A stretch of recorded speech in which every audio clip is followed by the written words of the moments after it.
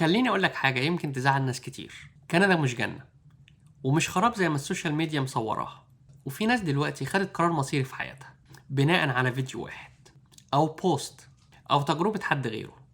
الفيديو ده مش علشان اقول لك تعالى ولا علشان اقول لك اهرب وما تجيش. الفيديو ده علشان تفكر صح قبل ما تاخد قرار يغير حياتك.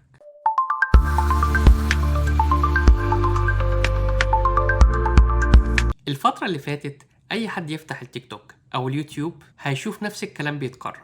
كندا باظت، مفيش شغل، الحياة بقت مستحيلة، الهجرة كانت غلط، وفي نفس الوقت في ناس عايشة هنا بتشتغل بتتعب وبتبني نفسها واحدة واحدة. فالسؤال الحقيقي هنا مش هل كندا كويسة ولا وحشة، السؤال الأهم كندا مناسبة لمين ومش مناسبة لمين. ليه السوشيال ميديا بتضلل الناس؟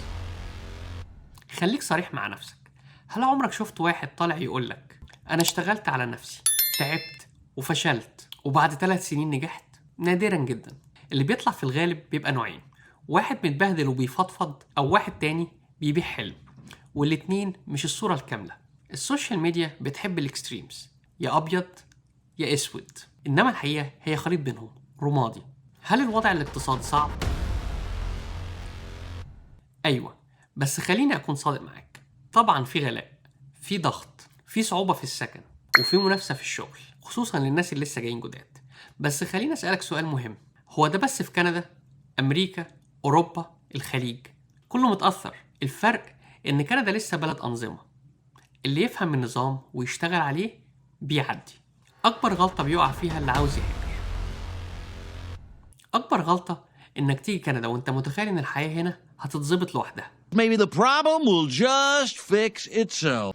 كندا مش بلد المعجزات، كندا بلد قواعد. لو جيت ومش عارف هتشتغل ايه، هتشتغل فين، هتصرف قد ايه، وتطور نفسك ازاي، هتتعب في اي بلد.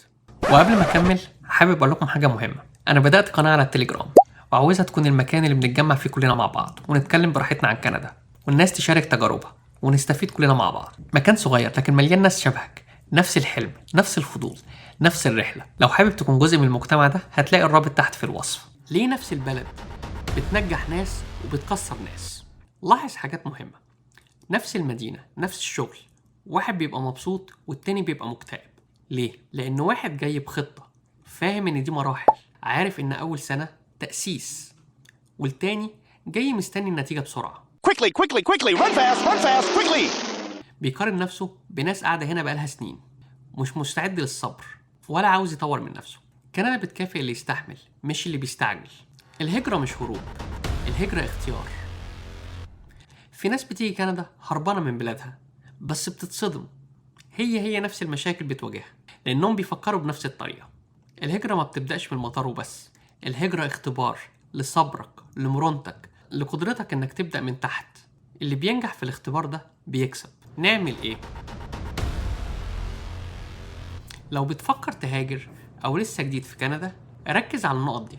أول واحدة، اختار مدينة على قدك مش على مزاجك. تاني واحدة، اشتغل أي شغل بس ما توقفش من تطوير نفسك. ما تقارنش بدايتك بنهاية غيرك. ادي نفسك وقت حقيقي، مش 3 شهور وتقول كندا وحشة. اسأل ناس فاهمة مش ناس محبطة. ايه الخلاصة؟